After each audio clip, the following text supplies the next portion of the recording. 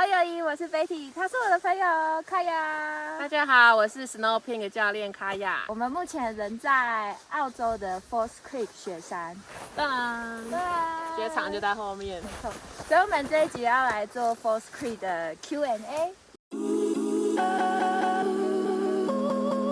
自我介绍一下。好，大家好，我是Snow Pink 教练卡雅。然后这是第一年来澳洲，也是第一次来澳洲的雪山担任双栖教练。在澳洲之前是还有待过其他地方？对，在来澳洲之前我都是待在日本，所以在雪场的话有待过野泽、妙高，然后汤泽，然后要去藏王，这一季会去藏王雪场。那你当初为什么会想要来澳洲的 Falls Creek 这个雪场？好，主要是也是最后一年申请打工度假签证，然后当初有 Parachute 就是最大的雪场，然后 Falls Creek 跟 Halfon 这三个是同一个集团。那这三个在选择的时候，主要是也蛮多人来过 Falls Creek 的，对。然后 Parachute 的话要坐在不是住在雪山里面，它是住在附近的小镇，要每天30分钟，对，所以当初就搭车单程就要30分钟，对，而且很多你要自己开车，对，但是我没有买车，所以我就想说，那我就选 Falls Creek 好了，因为Halfon的话比较难，所以可能工作机会没那么多，因为初学者比较少。我做了一个表格。那首先是难易度的话 ，Falls Creek 适合给所有的滑雪者，因为它几乎有80% 的雪道是提供给中初级的滑雪者。那 Parachute 的话呢，它有很多滑雪地形的公园，比较适合有一定基础的人再来这边练习。Halfon 的话，它的雪道比较陡峭，非常有挑战性，适合中高级的滑雪者。再来是便利性，那 Falls Creek 的话，山上住宿选择很多，几乎都可以 ski in ski out。那餐厅的部分也选择蛮多的。再来是 Parachute 的话呢，大部分的住宿都在附近的小镇，可以开车或搭火车上去，车程大约是30分钟。那山上也有住宿，只是比较少。Halfon 的话，山上有住宿。特色Falls Creek 有全澳洲最美的雪场之称，它里面的湖景非常的漂亮。再来是 Parachute， 它是全澳洲最大的雪场，雪道的多样性变化多。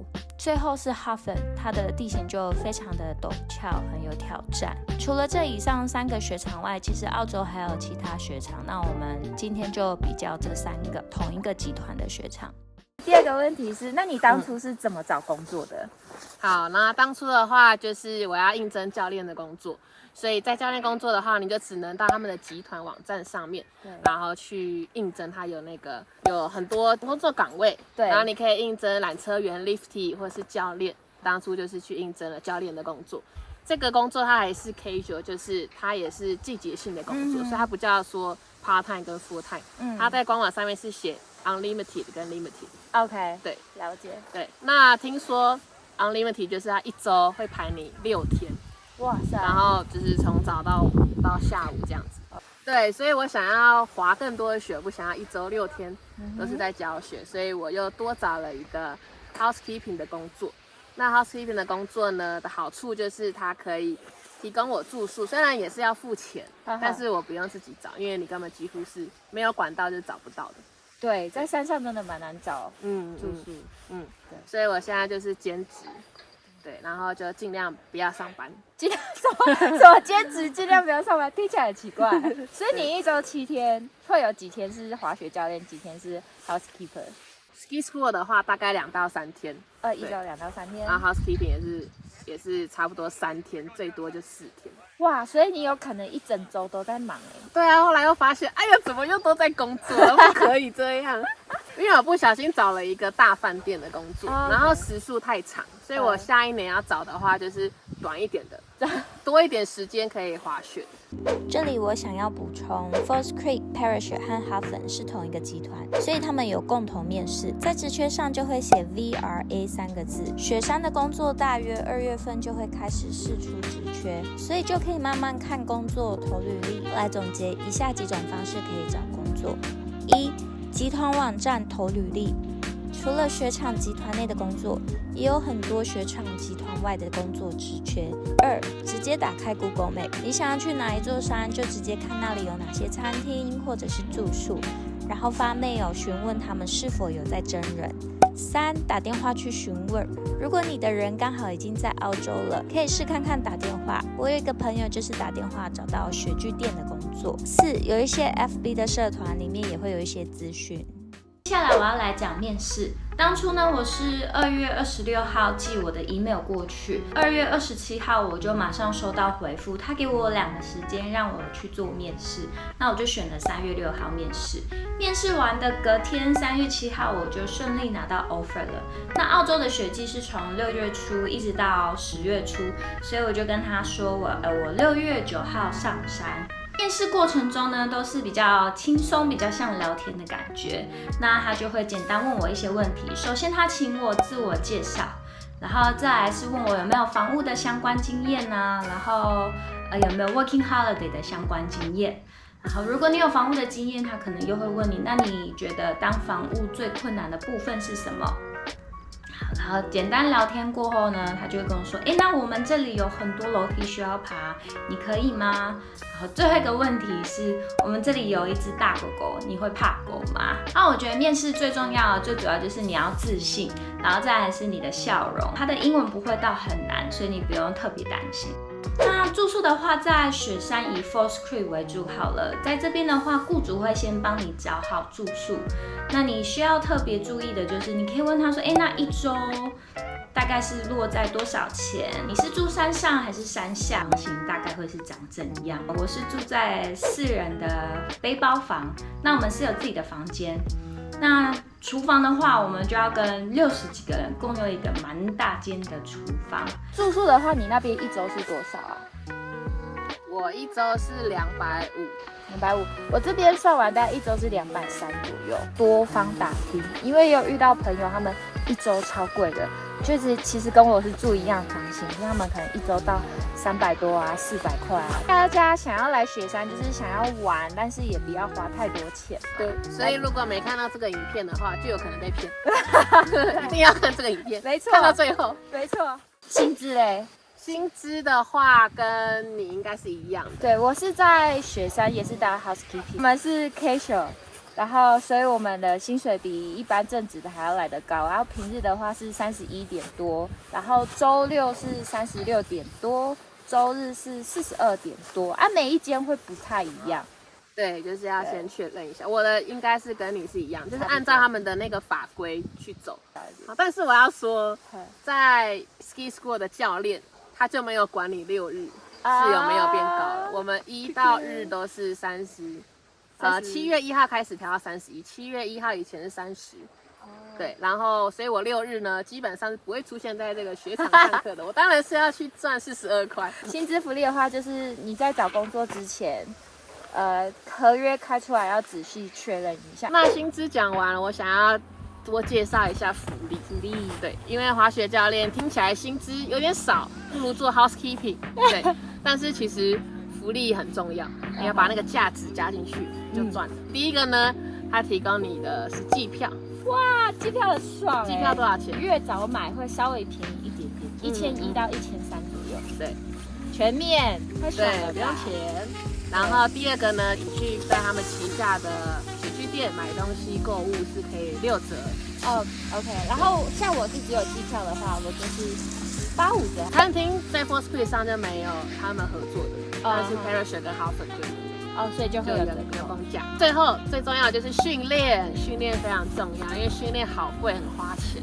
尤其是 ski， 你更需要，你滑到后面就越需要更有经验的、更 level 更高的教练来帮你看你的问题。对，不然你只会自我感觉良好。还有一个就是他在季初会有一个职位是你是没有证照的，但是你可以申请说我要来当滑雪教练，所以他在季初就培训你，等于免费考到教练证照。我是先用我的 snowboard 教练，然后应征了这个工作。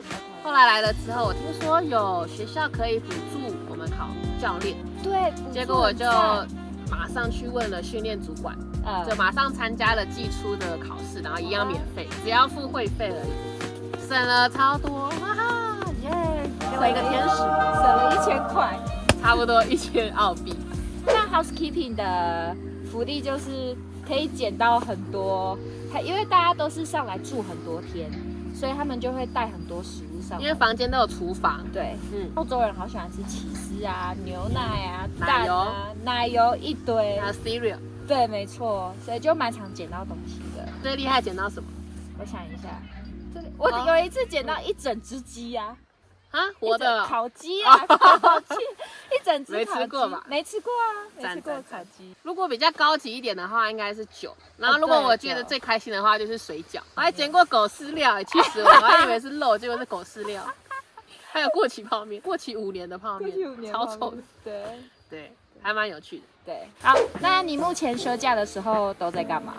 就犹如你前面有提到，也是没在休假。如果休假的话，就是来滑雪。对，然后晚上的话，就是我们以前，因为都是跟一些年轻的欧洲人啊，也是来打工度假的年轻人，20出头的，还是老人的，然后他们就很爱办 party， 在晚上的可能会吵到凌晨3、4点。哇天！但现在工作忙起来了，他们也没有在开趴了，那么常开趴了啊。OK， 你目前还喜欢 Falls Creek 这个雪场吗？Falls Creek 这个雪场还是蛮喜欢的，但是我还是想说下一年如果积到2000的话，我会想要换一个雪场。对，然后比较可惜的是，真的是到很季中后，然后它才开放那些其他，因为雪一开始真的太少，所以前面都是滑着这几条雪道比较多，然后到后面有雪山才可以玩一些树林啊，所以我觉得我还是没有玩完这整个雪场。对 ，Falls Creek 的话，我就觉得蛮漂亮，像我们后面就有这个湖，但是我觉得蛮常下雨的，算是蛮常下雨。一开始季初，现在8月已经好很多了。对，这地方做了很多 park。哦，对，park， 然后也很适合 racing。对，就是澳洲的雪跟日本的雪比起来的话，日本的雪你可以玩一些 powder。但这边就没有什么powder嘛，就有一天我玩到，真的好开心哦！我要把素材给你，好，真的最棒的那个 Blue Birthday， 对，就是前一晚下大雪，然后隔天蓝天，然后你就可以滑到粉，对，但是很少，机会很少，大部分的时间都是比较湿黏的雪，湿热冰，对，湿热冰。然后或者是超硬的 ice， 就是你坐在缆车，就远远就听到一直在刮冰的声音，就刮刮刮刮刮。我们有影片，对，请看。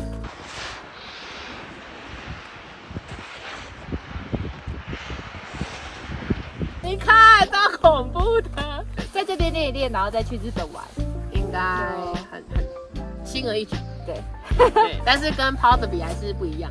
对，在日本就可以练粉。那你觉得来雪山工作的人，他上山前应该需要准备哪些东西？好，如果以滑雪装备来说的话，就是贴身的手套。你看教练穷到手套都破洞。好，贴身的东西它是不会租借的嘛，所以你就可以在市区的叫奥迪，很便宜的买到雪衣，然后手套、安全帽跟雪镜也是贴身的，对，也是可以在底下买上，比较便宜。对，那其他板子啊、鞋子的话，就可以来这边租一整季。对，大概250块上下。你可以250到300，跟他说你是山上的员工，有些会给你打折，有些会说已经很便宜了，或者是去雪具店工作，好像就可以直接拿到。对，就是免费的，没错。雪山上面的物资真的很缺乏，应该是说你想买的，其实也都还是买得到啦，但是价钱可能就是下面的2倍吗？听说是2倍，因为我们2个都是一到墨尔本之后，我们就直接上山了。对，我们在墨尔本待惯平常的物价，对，所以对我们来说是好事，我们没有那个心理的压力这样子。对，不过当初看到那个超市的价钱也是买不下去。如果你是真的很喜欢吃亚洲料理的话，对，我觉得可以必备一些，像我自己就扛了一整袋米上来，亚洲的米上来。对，我跟我室友分，可以带一些干粮放很久，酱油也是。对，台湾人很喜欢用酱油煮东西。我是爱吃麻辣东西，所以就麻辣类的，还有火锅、泡面。其实基本上去日本我也是这样带，大部分东西都可以网络买嘛，有3个网站，然后它是可以订上，然后帮我们送上来，但你就是还要再付运费。对，但是如果你跟室友一起 share 的话，还是会比在山上买便宜。对，运费大概落在15到25中间，看你买的分量。好，有什么想要补充的吗，陈教练？没有，我要去滑雪了。没有，我要去上班了啦。有要问问题的，在底下留言，我没错们拍下一期。 OK， 下次见，拜拜，拜拜，那边也要拜拜，拜拜。我真的要迟到的感觉了。